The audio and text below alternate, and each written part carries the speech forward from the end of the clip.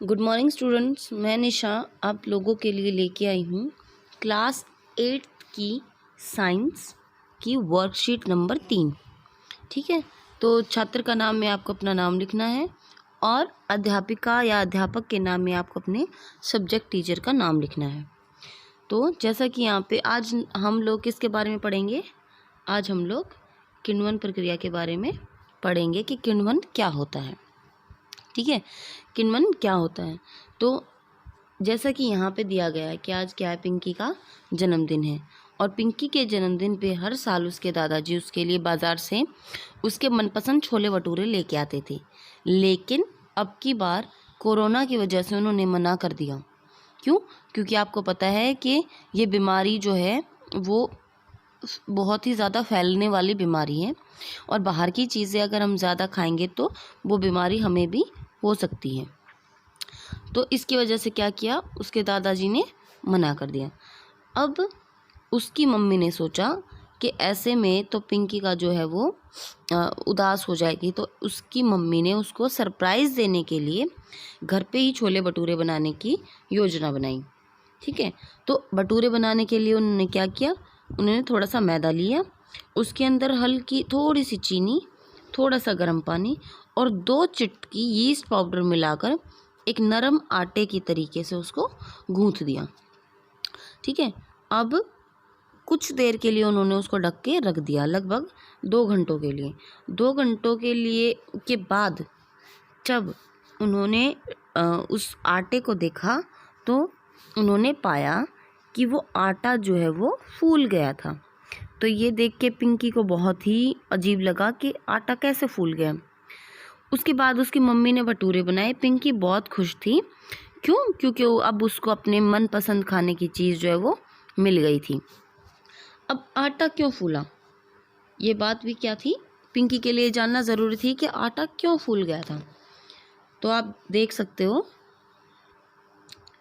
कि उस आटे के अंदर जो यीस्ट मौजूद था, क्या था, जो यीस्ट मौजूद था वो एक सूक्ष्म जीव है और उसने क्या किया, तेज़ी से जनन करके यानी कि अपनी संख्या को तेज़ी से बढ़ा के श्वसन के दौरान जो कार्बन डाइऑक्साइड होती है, अब जिस तरीके से हम श्वसन करते हैं, सांस लेते हैं तो क्या करते हैं, कार्बन डाइऑक्साइड ऑक्सीजन गैस अंदर लेते हैं और जब सांस छोड़ते हैं तो कार्बन डाइऑक्साइड गैस जो है वो बाहर निकलती है। तो इसी तरीके से जब ये सूक्ष्म जीव भी श्वसन करते हैं तो क्या करते हैं, कार्बन डाइऑक्साइड गैस को छोड़ते हैं। तो जब इन्होंने अपनी संख्या को बढ़ा लिया यीस्ट ने, और उस बढ़ी हुई संख्या में उन सूक्ष्म जीवों ने जब श्वसन किया तो कार्बन डाइऑक्साइड गैस जो है वो छोड़ी, और कार्बन डाइऑक्साइड गैस छोड़ने की वजह से क्या हुआ, वो जो गैस थी वो आटे में फंस गई और आटे में फंस के उसने उसको फुला दिया। अब उसकी मम्मी ने बताया कि इसी तरीके से ब्रेड, केक और पेस्ट्री भी नरम और स्पॉन्जी बनाए जाते हैं। यानी कि इसी प्रक्रिया से क्या बनता है, दूसरी चीज़ों को भी नरम और स्पॉन्जी बनाया जाता है।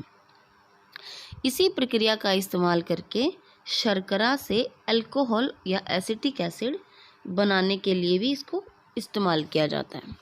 शर्करा मतलब वैसे तो शर्करा हम मिठास से मतलब शर्करा को हम मिठास बोलते हैं, लेकिन यहाँ पे आप ये देखिए, यहाँ दिया है चीनी या शर्करा, क्योंकि आपके लेवल पे हम इसको चीनी ही बोलेंगे, शर्करा को क्या बोलेंगे, चीनी। तो चीनी के अल्कोहल में परिवर्तन की प्रक्रिया को क्या, किण्वन या फर्मेंटेशन कहा जाता है। आया आप लोगों को समझ में कि जो चीनी होती है, शर्करा होती है, शर्करा के अल्कोहल में परिवर्तन की प्रक्रिया को किण्वन या फर्मेंटेशन कहा जाता है। इसी प्रक्रिया से की खोज जो है वो सबसे पहले लुई पास्चर ने 1857 में की थी। लुई पास्चर जो है एक महान वैज्ञानिक थे और इन्होंने ही रेबीज के टीके की भी खोज की थी। और 1857 में इन्होंने क्या किया था, अल्कोहल यानी कि जो किण्वन प्रक्रिया है इसकी खोज किसने की थी, लुई पास्चर ने की थी। उसके बाद है स्वयं को जांचिए, यानी कि जो क्वेश्चन आंसर्स होते हैं वो। तो यहाँ पे हमारा पहला क्वेश्चन क्या है, किण्वन प्रक्रिया की परिभाषा लिखो, इस प्रक्रिया की खोज किसने की थी। तो ये देखिए आप लोगों को इसका आंसर यहीं पे मिल जाता है सबसे नीचे कि चीनी के अल्कोहल में परिवर्तन की प्रक्रिया किण्वन या फर्मेंटेशन कहलाता है, और इस प्रक्रिया की खोज सबसे पहले लुई पास्चर ने 1857 में की थी। ठीक है, ये हो गया आपके फर्स्ट क्वेश्चन का आंसर। अगला है, किण्वन प्रक्रिया द्वारा प्राप्त किन्हीं 5 खाद्य पदार्थों के नाम लिखिए। तो पांचों खाद्य पदार्थ जो हैं उनका नाम लिया था पिंकी की मम्मी ने, आप देख सकते हो यहाँ पे। एक तो हो गया छोले भटूरे, ठीक है, दूसरा यहाँ पे देखो ब्रेड, केक, पेस्ट्री, और चौथा हो गया पांचवा हो गया हमारा अल्कोहल। ठीक है, एक छोले भटूरे, दूसरा ब्रेड, तीसरा केक, चौथा पेस्ट्री और पांचवा अल्कोहल। तो 5 खाद्य पदार्थों के नाम लिखने थे, 5 खाद्य पदार्थों के नाम आप लोगों को पता चल गए। उसके बाद है, कौन सा सूक्ष्म जीव किण्वन प्रक्रिया में सहायक है। तो किण्वन प्रक्रिया में सहायक जो जीव है उसको हम क्या कहते हैं, यीस्ट कहते हैं। ठीक है, यीस्ट जो है सूक्ष्म जीव, वो बहुत ही इम्पॉर्टेंट सूक्ष्म जीव है, और क्या करता है, जो किण्वन की प्रक्रिया है ये उसको करता है। उसके बाद है, अपनी मनपसंद किन्हीं 2 खाने की वस्तुओं के नाम लिखिए जो किण्वन प्रक्रिया द्वारा बनाए जाते हैं।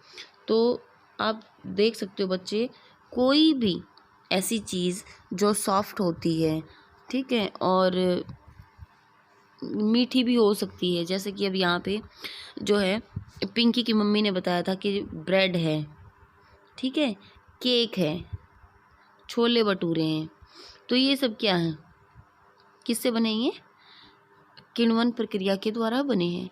तो मुझे लगता है कि लगभग बच्चों को केक और छोले भटूरे पसंद हैं, तो आप इन्हीं दोनों का नाम लिख सकते हो।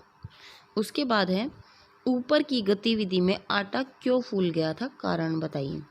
तो आप लोगों को पता है आटा क्यों फूल गया था, क्योंकि उसके अंदर यीस्ट नामक सूक्ष्म जीव था।